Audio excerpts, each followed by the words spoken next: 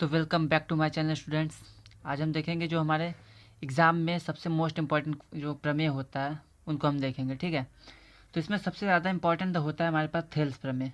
ये आपके त्रिभुज चैप्टर का जो है प्रमेय है। तो जितने भी इम्पॉर्टेंट प्रमेय हैं आपके एग्ज़ाम में जो आ सकते हैं उसको आज हम लेके आए हैं। और यहाँ पे आपके पास 5 टाइप के प्रमेय हैं और पाँचों में से कोई भी एक पक्का आएगा आपके एग्ज़ाम में। तो आपको क्या करना है कि स्टार्टिंग से एंडिंग तक, शुरू से अंत तक आपको बने रहना है। और वीडियो अगर पसंद आए तो उसको लाइक कीजिए, शेयर करिए और चैनल को हमें सब्सक्राइब करिए। ठीक है, हम आपके लिए और भी मोस्ट इंपॉर्टेंट क्वेश्चन लाएंगे। चलिए तो स्टार्ट करते हैं। सबसे पहला हमारे पास है आधारभूत समानुपातिकता प्रमेय। इसको हम थेल्स प्रमेय भी कहते हैं। तो इस प्रमेय में कहा क्या गया है कि ये होता है कि अगर मान लेते हैं हमारे पास कोई ट्रायंगल है, ठीक है, और इस त्रिभुज में क्या होता है, अगर हम यहाँ पे कोई भी एक लाइन यहाँ पे खींच देते हैं, ठीक, कोई भी एक लाइन खींच देंगे किसी भी एक भुजा के समांतर। त्रिभुज में कितनी भुजाएं होती है? 3।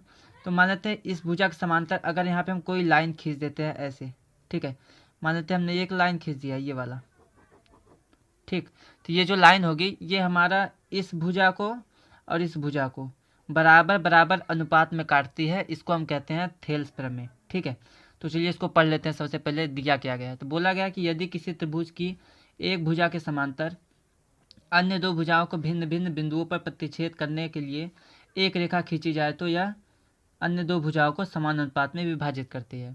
इसका मतलब त्रिभुज की किसी एक भुजा के, मान लेते हैं कि हमने क्यू आर के समांतर एक लाइन खींची है जिसका नाम हमने क्या रख दिया है, इसका हमने यस और टी नाम रख दिया। ठीक है, तो ये जो यस टी भुजा है ये पी क्यू को और पी आर को समान अनुपात में विभाजित करेगी। ठीक है, तो वही चीज़ हमने लिखा है। किसी त्रिभुज की एक भुजा के समांतर तो हमने आर और क्यू के समांतर एस टी खींच लिया है।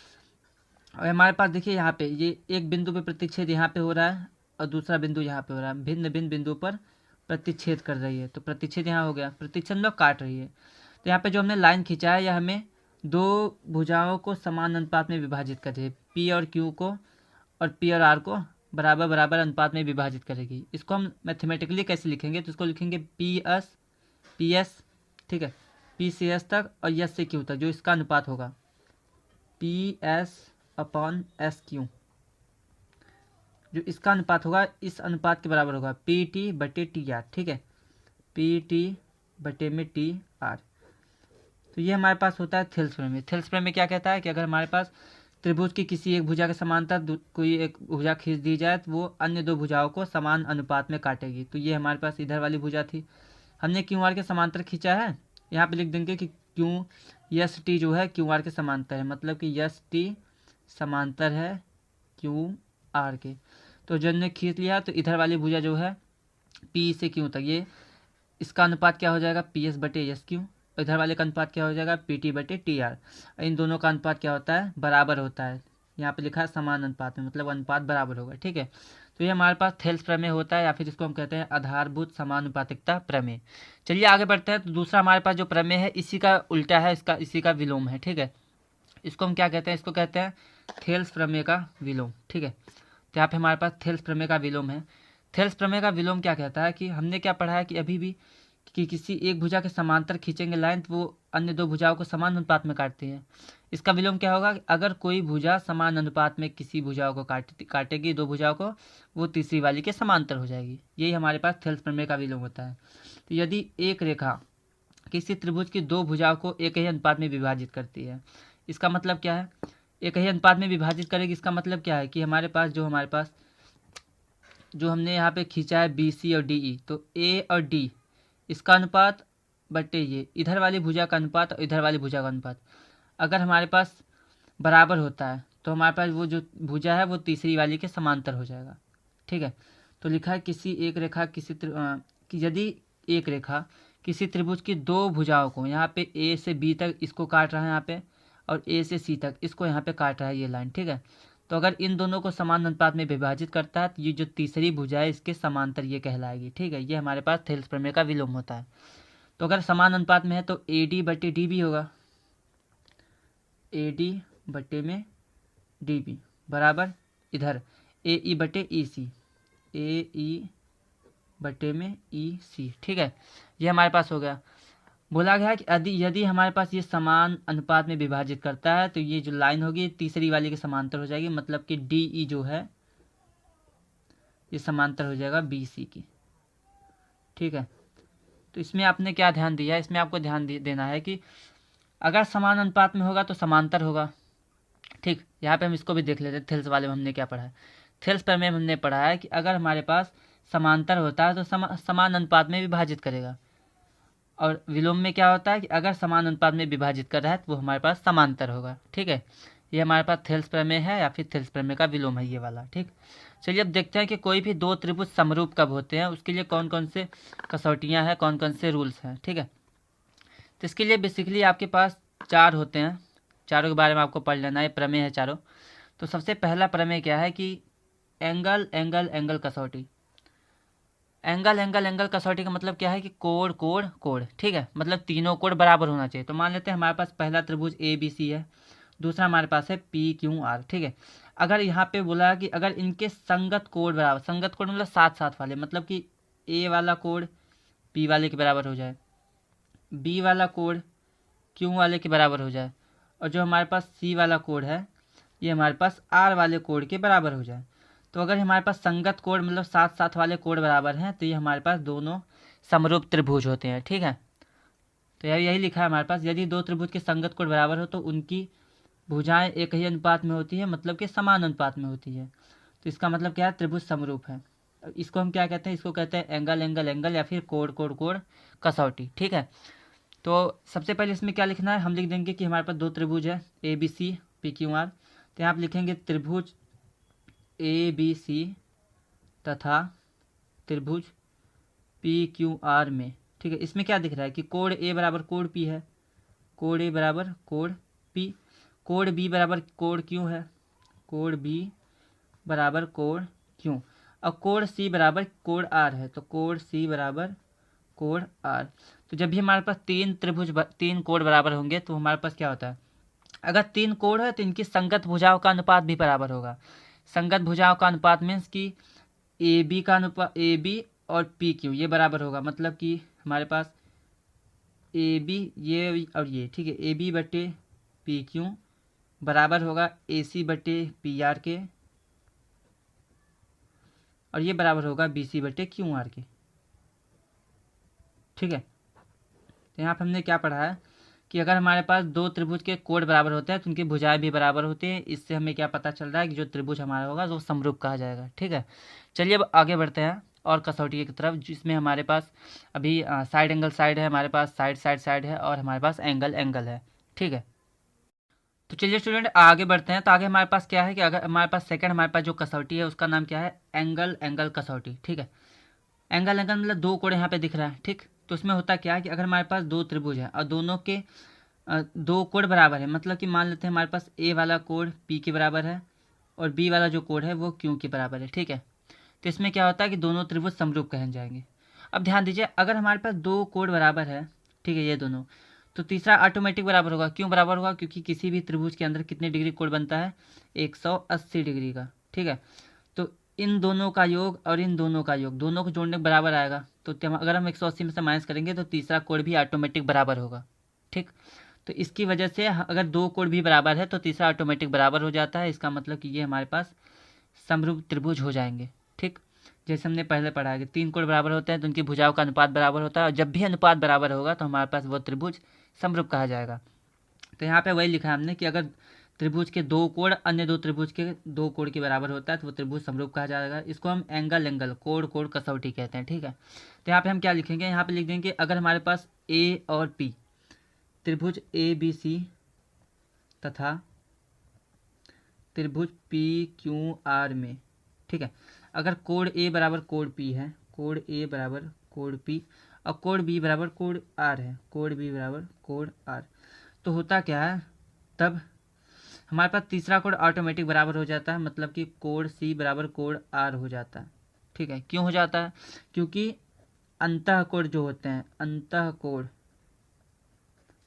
180 डिग्री होता है, 180 डिग्री, ठीक है, 180 डिग्री होता है। अगर दोनों कोण बराबर है तो तीसरा कोण ऑटोमेटिक बराबर होगा, क्योंकि अगर हम दोनों को जोड़ के 180 में से माइनस करेंगे तो जो सी की वैल्यू है वो आर की वैल्यू के बराबर आ जाएगा, ठीक है।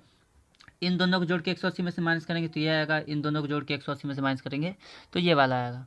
अगर आपको नहीं समझ में आ रहा है तो क्या कर सकते हैं, इसके लिए हम मान लेते हैं कि अगर मान लेते हैं ये 60 है, ये 30 है, तो ये भी 60 होना चाहिए क्योंकि ये बराबर है, ये भी 30 होना चाहिए क्योंकि ये बराबर है। अब ध्यान देंगे तो 60 30 90 होता है, 180 में से 90 माइनस करेंगे तो ये ऑटोमेटिक 90 आएगा। और 60 30 90 होगा, इसको भी माइनस करेंगे तो ऑटोमेटिक 90 आएगा। इसका मतलब क्या है, इसका मतलब ये है कि जब भी हमारे पास दो त्रिभुज बराबर होते हैं, उनके कोण दो कोण बराबर हो तो तीसरा ऑटोमेटिक बराबर हो जाता है और इससे इनकी भुजाओं का अनुपात भी बराबर होता है। अभी हमने पहले देखा है। तो जब भुजाओं का अनुपात भी बराबर हो जाएगा तो हमारे पास जो त्रिभुज होगा वो समरूप हो जाएगा। ठीक है, चलिए आगे बढ़ते हैं। तो हमारे पास अब तीसरा हमारे पास जो कसौटी है वो हमारे पास है एस एस एस कसौटी, मतलब कि side side side side side मतलब भुजा भुजा भुजा कसौटी। ठीक है, इसमें क्या होता है कि अगर हमारे पास दो त्रिभुज है और दोनों की भुजाएं समान अनुपात में है, मतलब कि पी क्यू बटे ए बी वो बराबर है पी आर बटे ए सी के, अब वो बराबर है क्यू आर बटे बी सी के। तो अगर हमने पढ़ा अभी जब तीन कोण बराबर होते हैं तो तीनों भुजाएं बराबर होती हैं, और यहाँ पे तीनों भुजाएं बराबर हैं मतलब तीनों कोण भी बराबर हो जाएंगे। तो अगर हम चलेंगे त्रिभुज पी क्यू आर तथा त्रिभुज ए बी सी में, तो हमें बोला कि संगत भुजाएं समान अनुपात में होती हैं, मतलब कि पी क्यू और ए बी, पी क्यू बटे ए बी वो बराबर होगा पी आर बटे ए सी के, और ये बराबर होगा क्यू आर बटे बी सी के। तो संगत भुजाएं जब भी बराबर होगी तो वो भी त्रिभुज हमारे पास समरूप कहा जाएगा। ठीक है, चलिए आगे बढ़ते हैं। आगे हमारे पास है एस ए एस कसौटी। ठीक है, एस ए एस कसौटी में क्या दिख रहा है हमें, साइड है, एंगल है, साइड है, मतलब दो भुजा होगी और एक कोण होगा। तो बोला गया है कि यदि एक त्रिभुज में एक कोण दूसरे कोण के बराबर होता है, मतलब एक त्रिभुज का जो पहला कोण है वो दूसरे त्रिभुज के एक कोण के बराबर होता है।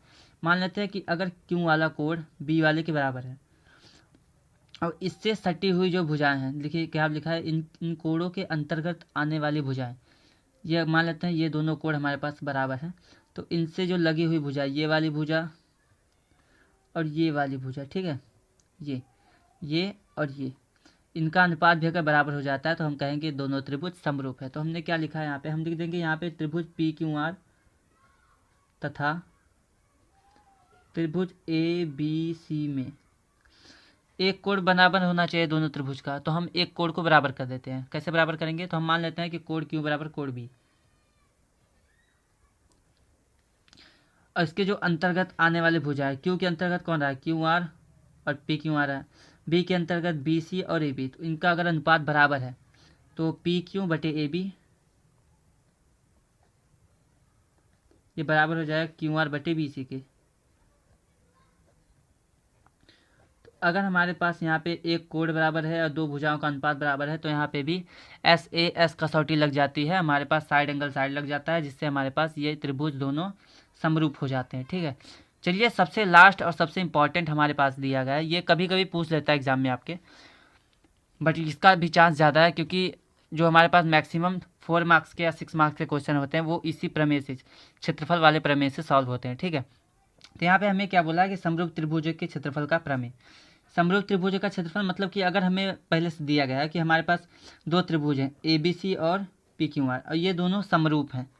ठीक, तो अगर ये दोनों समरूप होते हैं तो जो इनके क्षेत्रफल का अनुपात है, मतलब कि ए बी सी का क्षेत्रफल और पी क्यू आर का क्षेत्रफल, ये इनकी संगत भुजाओं के अनुपात के वर्ग के समानुपाती होता है, वर्ग के अनुपात के बराबर होता है।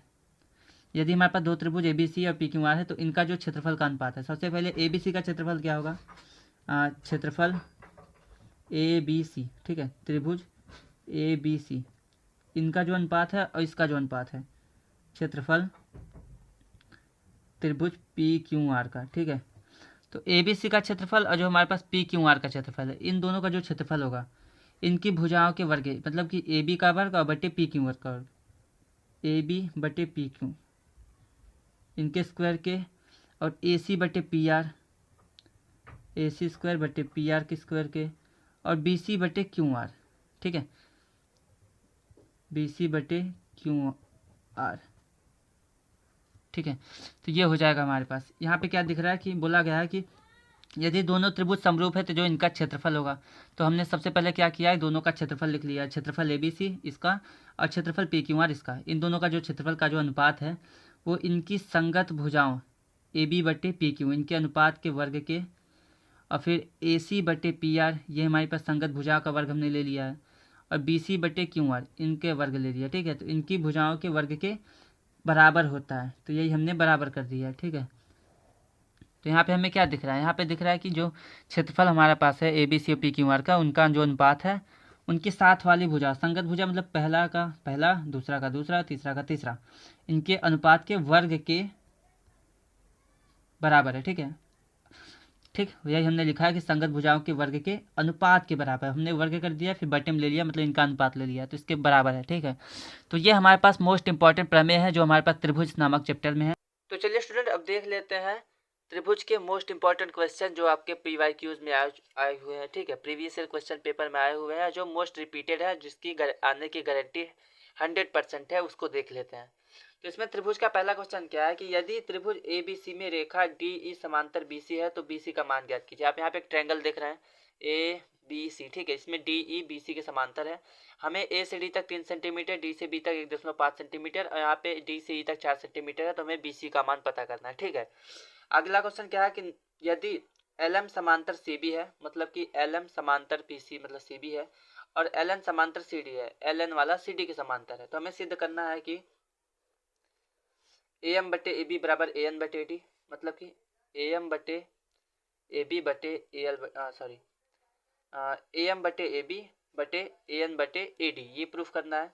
अथवा करके हमें इसी सवाल को ऐसे भी प्रूफ कर सकते हैं कि AM/AB यहाँ पे AM/BM और बटे AN/DN। ठीक है, तो ये आपको प्रूफ करना है। अगला क्वेश्चन क्या है स्टूडेंट, यदि हमारे पास AD जो है कोण BAC को समद्विभाजित करे। यहाँ पे AD जो लाइन है वो हमारे पास जो कोण A है इसको आधा आधा बराबर बराबर भागों में बांटता है, तो हमें यक्स की वैल्यू पता करनी है। ठीक है, A से B तक 6 सेंटीमीटर है, A से C तक 5 सेंटीमीटर है, B से D तक 3 सेंटीमीटर दिया है, और D से C तक यक्स है, तो इसी यक्स की वैल्यू पता करनी है। आगे बढ़ते हैं। अगला क्वेश्चन हमारे पास क्या दिया कि बोला है कि अगर DE समांतर AC है, मतलब कि DE वाली लाइन जो है AC के समांतर है, और DF समांतर AE है, मतलब DF जो है AE के समांतर है। ठीक है, तो हमें ये बताना है कि BF/F ही, ठीक है, क्या बताना है, BF/F ही बराबर BE/EC, ये हमें प्रूफ करना है। ठीक है स्टूडेंट, आगे बढ़ते हैं। आगे हमारे पास त्रिभुज का जो इंपॉर्टेंट क्वेश्चन है वो बोला गया है कि अगर DE समांतर OQ, ठीक है, जो DE है हमारे पास वो OQ के समांतर है, और DE समांतर OR, ठीक है, DF समांतर OR, जो DF है ये OR के समांतर है, तो हमें ये दिखाना है कि EF समांतर QR, मतलब जो ये वाली लाइन है ये इसके समांतर होगी, ये हमें प्रूफ करना है। आगे बढ़ते हैं। अगला क्वेश्चन है कि अगर AB समांतर PQ है, मतलब कि जो हमारे पास AB है ये हमारे PQ के समांतर है, और जो AC है वो हमारे पास PR के समांतर है। ठीक है, तो हमें सिद्ध करना है कि BC समांतर QR, मतलब ये वाले जो लाइन है वो इसके समांतर होगी, BC समांतर होगा QR के, ये आपको बताना है। आगे बढ़ते हैं। अगला क्वेश्चन स्टूडेंट हमारे पास दिया है, यदि OA इंटू OB, मतलब कि O से A तक और O से B तक दोनों का जो मल्टीप्लाई होता है, जो गुणा होता है, वो बराबर होता है OC इंटू OD, OC और OD के, तो हमें ये बताना है कि कोण A बराबर कोण C, ये वाला कोण इसके बराबर है, कोण B बराबर कोण D, ये वाला कोण इसके बराबर है, ये आपको प्रूव करना है। ठीक है, त्रिभुज का लास्ट इंपॉर्टेंट क्वेश्चन जो है वो बोला गया है कि 90 सेंटीमीटर लंबी एक लड़की बल्ब के 90 सेंटीमीटर वाली लंबाई वाली एक लड़की बल्ब लगे एक खंबे के आधार से परे मतलब आधार के पीछे, ठीक है, 1.2 मीटर प्रति सेकंड की चाल से चल रही है। यदि बल्ब भूमि से 3.6 मीटर की ऊंचाई पर हो तो 4 सेकंड बाद उस लड़के की छाया की लंबाई पता करनी है। तो हम करेंगे क्या, मान लेंगे यहाँ पे खंबा है, ठीक है, इस खंबे पे यहाँ पे कोई बल्ब लगा है, ये हमारे पास कोई लड़की है, तो जो इसकी अगर ये यहाँ पे चलना प्रारंभ करती है तो हमारे पास क्या है, 4 सेकंड बाद परछाई जो है वो हमें बताना है। ठीक है, भूमि से देखिए, भूमि से 3.6 मीटर ऊंचाई पर, मतलब कि यहाँ से यहाँ तक जो हो जाएगा वो हमारे पास 3.6 मीटर हो जाएगा ऊंचाई, ठीक, और लड़की की लंबाई 90 मीटर, मतलब यहाँ से यहाँ तक 90 सेंटीमीटर हो जाएगा। ठीक है, ये मीटर में है, तो हमें इन दोनों की लंबाई दी गई है। अब बोला है कि इतने की स्पीड से हमें 4 सेकंड बाद छाया की लंबाई ये वाली पता करनी है लंबाई। ठीक है स्टूडेंट, तो यहाँ पे ये क्वेश्चन जो है आपका समाप्त होता है त्रिभुज के most important MCQ, most important question और मोस्ट इंपॉर्टेंट थ्योरम का। तो अगर आपको ये वीडियो पसंद आया हो तो चैनल को सब्सक्राइब करें, वीडियो को लाइक शेयर करना ना भूलें, और ऐसे इसी प्रकार से मोस्ट इंपॉर्टेंट क्वेश्चन और प्रीवियस क्वेश्चन पेपर के लिए हमारे चैनल को सब्सक्राइब जरूर करें। चलिए फिर मिलते हैं अगले वीडियो में, तब तक के लिए धन्यवाद।